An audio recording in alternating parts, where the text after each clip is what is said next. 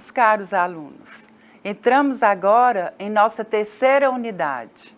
Aprendemos que a educação à distância apresenta características que, por suas peculiaridades, têm fortes tendências inovadoras, não é mesmo? Vimos que a aprendizagem moderna pode ser descrita como linear, causal, lógica, hierárquica, sistematizada, concentrada, localizada e com um currículo fechado. Já a educação à distância, podemos encará-la como algo inovador e contemporâneo. Nessa unidade, vamos refletir sobre os currículos, parte importante dos estudos com EAD. Já sabemos que a educação à distância apresenta características bastante peculiares e que estas características definem as concepções de projeto, a atuação dos agentes educacionais nos projetos, as mídias que mediarão o processo ensino-aprendizagem. Interessante, não? Então vamos lá. A EAD e os currículos. O currículo é dinâmico, orienta o processo educacional a partir dos princípios norteadores da prática pedagógica. No currículo, nós vamos saber o que ensinar, quando ensinar, como ensinar, o que ensinar, quando e como avaliar. Portanto, esta breve inserção na teoria de currículo nos permite inferir. A teoria do currículo, elas devem ser respeitadas e devem sempre buscar novos conhecimentos. Em relação à EAD, nós veremos o uso de tecnologias e metodologias de construção coletiva nas salas virtuais.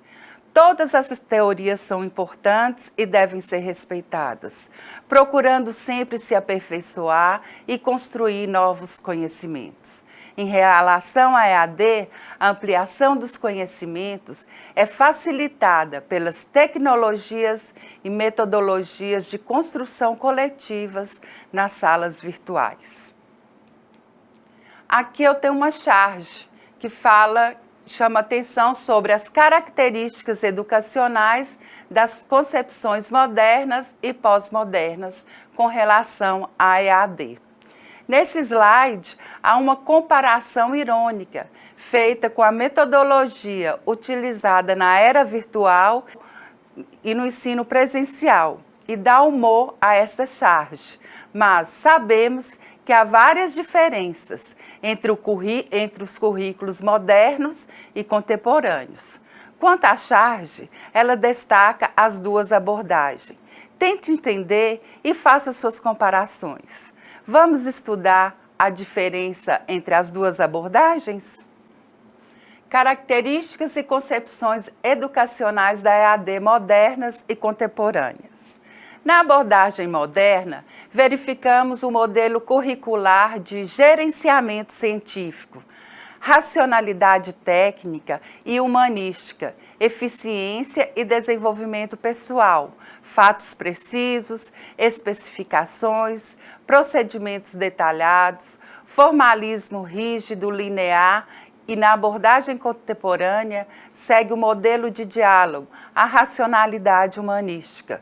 Desenvolvimento pessoal, abordagens globais, generalização, interativo, eclético, complexo, não linear, pluralista, grupo aberto de indivíduos que interagem.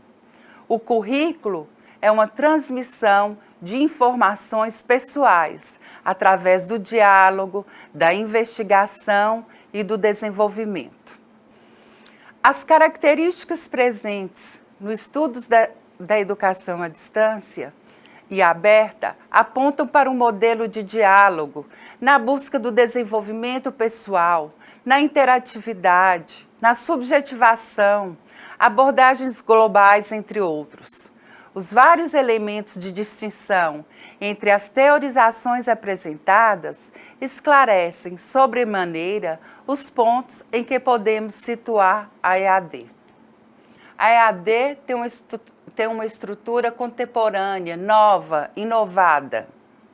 As categorias de análise das teorizações tradicionais e críticas podem servir de análise numa teorização contemporânea. A crítica que é feita à academia moderna pela teoria pós-moderna é da não aceitação do pluralismo epistemológico. Podemos verificar que os pontos de ruptura mais citados são a condenação às metanarrativas pelos pós-modernistas, que as acusam de serem opressivas e totalitárias. Outro ponto de confronto é o conceito de ideologia, categoria da teorização crítica que busca interpretar a realidade social e é atacada pela pós-modernidade como uma representação da realidade. De acordo com essa teoria, a aparência é a realidade. A tutoria em AD e a divisão do trabalho. O Fordismo é a separação entre a concepção e execução, baseando-se no trabalho fragmentado e simplificado. Vamos aprofundar um pouco mais nos sistemas de organização do processo de trabalho para localizarmos a EAD e apresentar argumentos sobre o trabalho industrializado. Podemos distinguir dois grandes períodos e suas respectivas definições, a saber, o Fordismo, que marcou o século XX e se tornou referência até os anos 70, e as novas formas de produção pós-fordistas ou neofordistas que se difundiram a partir da intensificação dos processos de inovação tecnológica e de competição em nível global a partir do final do século XX. O Fordismo, ele pode ser caracterizado como uma prática de gestão na qual se observa a radical separação entre concepção e execução, baseando-se no trabalho fragmentado e simplificado, com ciclos operatórios muito curtos, requerindo pouco tempo para a formação e treinamento dos trabalhadores. Começa-se, nos anos 70, o declínio do Fordismo, apresentando limitações técnicas e sociais de garantia de lucratividade e competitividade para as empresas. Nesse período, iniciam-se processos inovadores em tecnologias produtivas, novas máquinas com bases técnicas e microeletrônicas e programação da produção, flexibilizada, denominados também de neofordismo. O trabalho nessas condições torna-se repetitivo, parcelado e monótono, pois velocidade e ritmo são definidas por uma rígida disciplina.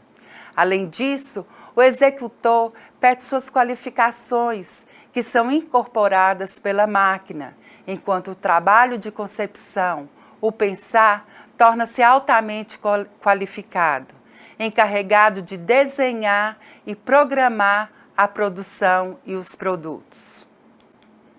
As características principais dos modelos flexíveis: diferenciação de produtos, produção por demanda, flexibilidade de equipamentos e de uso de tecnologias e novas formas de uso de gestão da força de trabalho, em equipe, com ênfase na cooperação, multifuncionalidade e polivalência.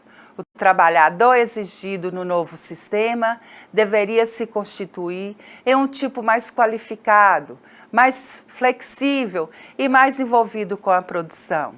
Inovações gerenciais e institucionais são colocadas em movimentos, abrindo caminho para a substituição do Fordismo por um modelo de organização do processo de trabalho mais maleáveis, adaptados às condições socioculturais e econômicas locais. Vários modelos são interpretados nos Estados Unidos, Itália, Suécia, Alemanha, mas principalmente no Japão, dando lugar para a definição do modelo japonês ou japonização do trabalho. A tutoria e a divisão do trabalho. O tutor online como polidocente, separação entre concepção e execução, modelo mais aberto, flexível, humanista e menos tecnocrata. A divisão do trabalho analisada traz novas formas de se pensar e caracterizar a figura do tutor virtual. Na EAD, são vários os projetos de oferecimento de cursos, com muitas organizações de oferecimento. Mostraremos as mais recorrentes, que são modelo virtual com polo de apoio presencial. Para o autor Correia, este tipo de divisão de trabalho aproxima-se bastante do modelo daquele utilizado na educação à distância. Mill, inclusive, ele refere-se ao tutor online como polidocente.